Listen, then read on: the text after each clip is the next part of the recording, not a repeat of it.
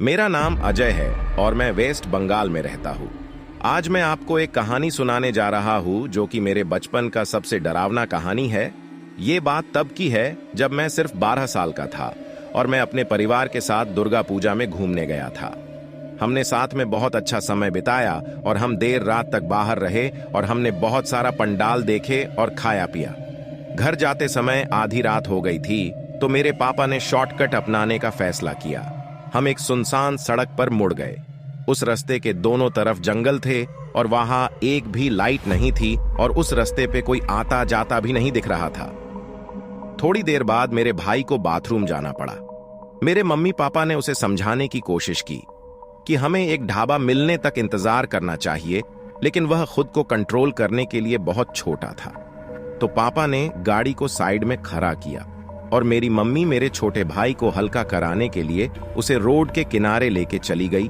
जब मेरी माँ वापस आई तो वह डरी हुई लग रही थी। उन्होंने हमें बताया कि मेरे भाई ने गलती से पीपल के पेड़ पर टॉयलेट कर दिया था। मेरी माँ को पीपल के पेड़ से डर लगता था, इसलिए वह वापस गई और पानी की बोतल से पेड़ को साफ कर दिया। उस रात सब कुछ सामान्य लग रहा था, लेकिन जैसे जैसे समय बीतता गया मेरे भाई ने अजीब व्यवहार करना शुरू कर दिया और उसने अकेले रहना चालू कर दिया और किसी से बात भी नहीं करता था। यहां तक कि उसने मेरे साथ खेलना भी बंद कर दिया था। एक दिन मैंने अपने भाई से पूछा कि वह अब मेरे साथ क्यों नहीं खेलना चाहता। उसने मुझे बताया कि उसने मुझे तुम्हारे साथ न खेलने को कहा है। मैंने अपनी माँ को बताया कि मेरे भाई ने मुझसे क्या कहा। वह गुस्सा हो गई और उस पर चिल्लाई। फिर उस रात डिनर करने के बाद मैं अपने रूम में चला गया और मेरा भाई मम्मी पापा के साथ उनके रूम में सोने चला गया। आधी रात में मेरी माँ को ऐसा महसूस हुआ जैसे कोई उनका गला दबा रहा हो। वह ठीक से सांस नहीं ले पा रही थी और न ही चिल्ला पा रही थी। फिर भी जैसे तैसे करके उन्होंने पापा को जगाया और उनका गाला घुटना बंद हो गया। मेरे पापा को लगा कि मेरी माँ ने कोई बुरा सपना देखा है, लेकिन मेरी माँ पूरी रात सो नहीं सकी। सुबह हमने देखा कि मेरी माँ की गर्दन के आसपास चोट के निशान थे। हम उनको डॉक्टर के पास ले गए। डॉक्टर दिखाने के बाद जैसे ही घर आए, ये सब होने के बाद मेरी मम्मी को पक्का शक होने लगा कि ये जरूर उसी पीपल के भूत का काम है और उन्होंने पापा को जल्दी से एक तांत्रिक को बुलाने को कहा। उसके बाद पापा ने एक तांत्रिक को बुलाया। तांत्रिक ने कहा कि वह अगले दिन आएगा।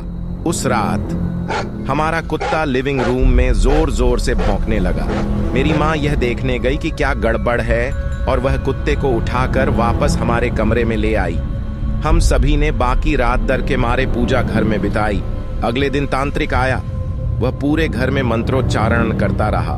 उसने हमें बताया कि घर में एक अंधेरी आत्मा है और वह मेरे भाई पर कब्जा कर रही है। तांत्रिक ने कहा कि आत्मा से छुटकारा पाने के लिए हमें हवन करना होगा। हमने सभी आवश्यक वस्तुएं जमा की और हमने एक अग्निकुंड बनाया।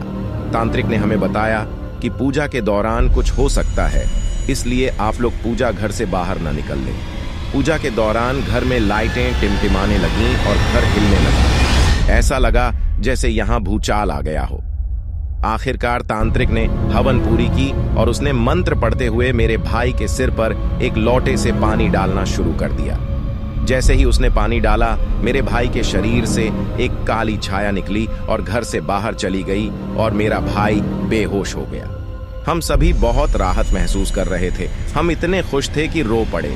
हमने सोचा कि आखिरकार सब कुछ खत्म हो गया, लेकिन वह हमारी सबसे बड़ी गलती थी।